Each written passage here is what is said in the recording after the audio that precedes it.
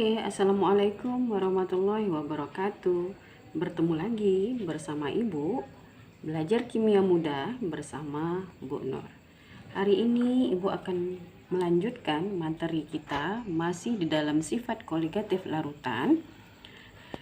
Kalau kita lihat kembali, ada 4 sifat koligatif, yaitu ada delta P, ada delta TB, ada delta TF, dan P.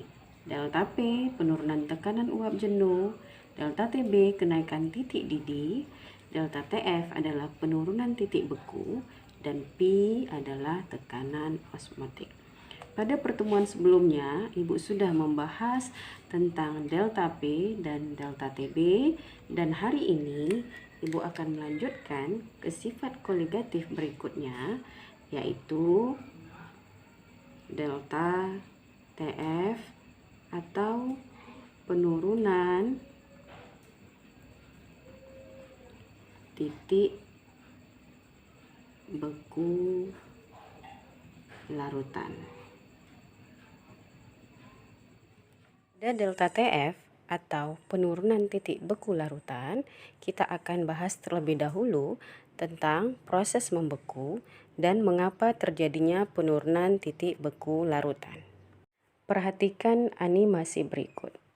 Proses membeku terjadi pada suhu yang lebih rendah dikarenakan hilangnya sejumlah energi, sehingga molekul air akan saling berinteraksi lebih dekat membentuk padatan atau kristal. Dan pada animasi ini terlihat bahwa pada pelarut yang ditambahkan garam masih tetap mencair setelah dilakukan proses pembekuan. Artinya, diperlukan suhu yang lebih rendah untuk proses pembekuan. Dan ini membuktikan bahwa titik beku larutan lebih rendah dibandingkan titik beku pelarut murni atau terjadinya penurunan titik beku larutan. Dan hal ini terjadi karena partikel zat terlarut atau partikel garam yang ditambahkan ke dalam pelarut akan menghambat proses molekul air membentuk kristal atau padatan.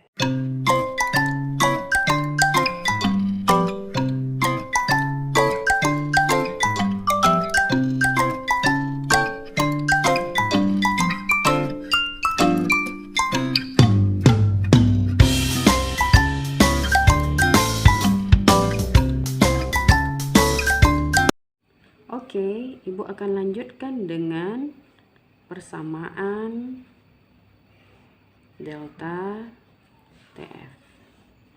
Persamaan delta TF mirip dengan persamaan delta TB. Kita akan hubungkan delta TF ini dengan konsentrasi molalitas atau yang kita lambangkan dengan M kecil. Sehingga delta TF itu juga akan berbanding lurus dengan molalitas dan dikalikan dengan suatu konstanta pelarutnya.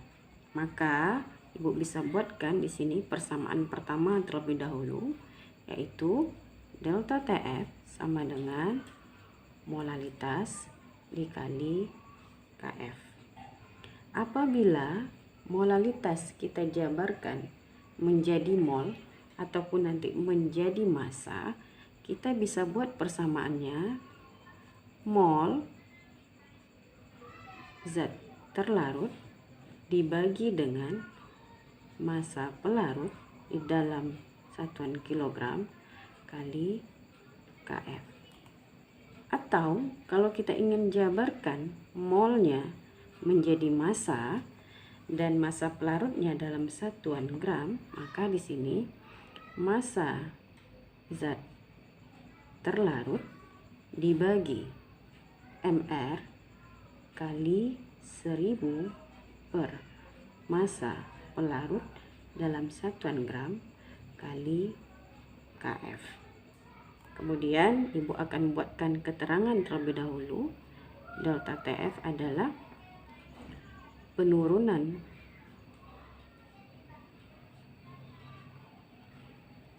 titik beku larutan dengan satuan derajat Celcius. Buat di sini KF-nya adalah tetapan penurunan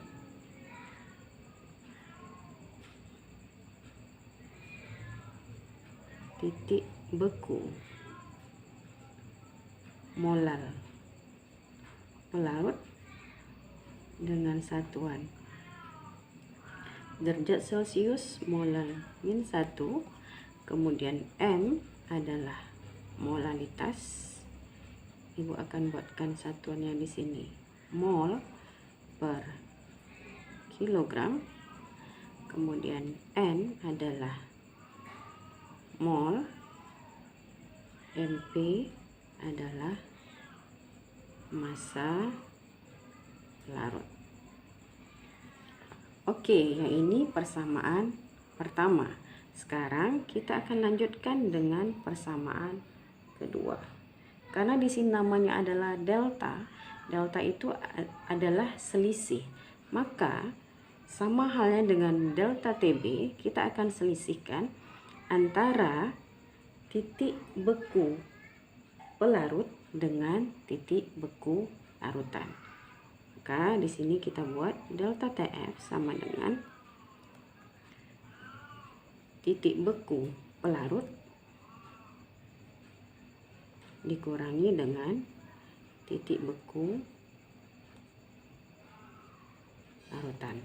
Atau kalau kita ingin mengetahui nanti bahwa titik beku larutannya bagaimana, ya kita tinggal ubah persamaannya. Maka titik beku larutan yaitu titik beku pelarut tentu dikurangi dengan delta TF, karena namanya adalah penurunan titik beku atau menjadi lebih rendah.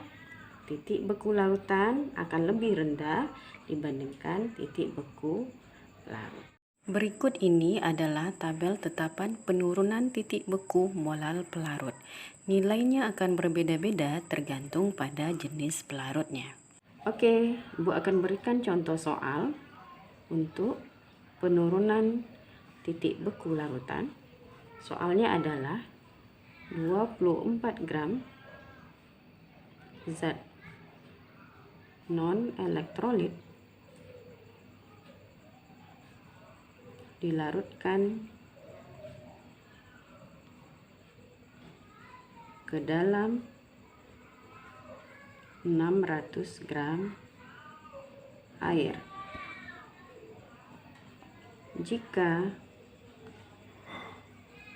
titik beku larutan adalah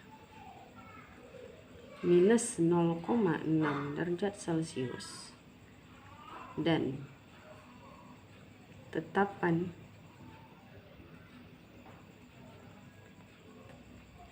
penurunan titik beku molar air adalah 1,8 derajat Celcius molar min 1. Tentukan massa molekul relatif atau MR zat tersebut. Oke, kita akan jawab soal tadi. Kita buat dulu diketahui. Kita buat di sini massa zat X, massa zat non elektrolit tadi ya. Sini 24 gram. Kemudian massa air yaitu 600 gram. Kemudian diketahui titik beku larutan, berarti TF larutan sama dengan min 0,6 derajat Celcius. Kemudian tetapan penurunan titik beku atau KF di sini diketahui sebesar 1,8 derajat Celcius molar min 1.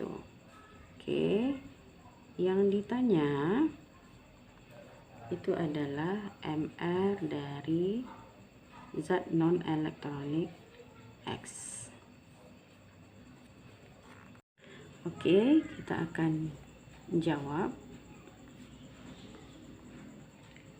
Dari soal tadi yang ditanya adalah massa molekul reaktif atau MR, maka kita bisa buat persamaan pertama terlebih dahulu.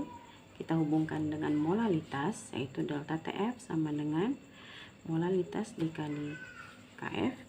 Ini kalau kita jabarkan ke masanya, karena kita butuh MR, maka kita buat di sini persamaannya massa zat terlarut dibagi dengan MR kali 1000 per massa pelarut dalam gram dikali KF. Oke, dari persamaan ini terlihat bahwa massa zat terlarutnya dari soal diketahui, MR yang ditanya, kemudian massa pelarutnya juga diketahui, KF-nya diketahui. Yang belum diketahui itu adalah delta TF-nya. Maka kita akan cari dulu, yaitu delta TF-nya dari persamaan kedua. Kita selisihkan antara titik beku pelarut dikurangi dengan titik beku larutan.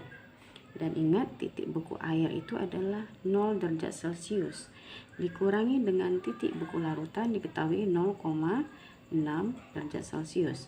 Maka delta TF-nya sama dengan 0,6 derajat Celcius. Dari sini baru kita pindahkan ke persamaan pertama. Kita masukkan delta TF-nya 0,6 ya. Massa zat terlarut diketahui 24 gram. MR yang ditanya kali 1000 dan massa pelarutnya diketahuinya 600. Kemudian KF-nya diketahui 1,8. Oke, mana yang bisa kita coret? Coret. Kemudian ini bisa kita bagi lagi. Di sini 3. Kemudian ini bisa kita bagi lagi, ini juga, maaf, ini 4, ini 3 ya. Kita akan peroleh MR-nya 4 dikali 10 dikali 3 itu 120. Oke, seperti biasa Ibu akan titipkan soal latihan agar Anda semua lebih mudah memahami dari apa yang sudah Ibu jelaskan.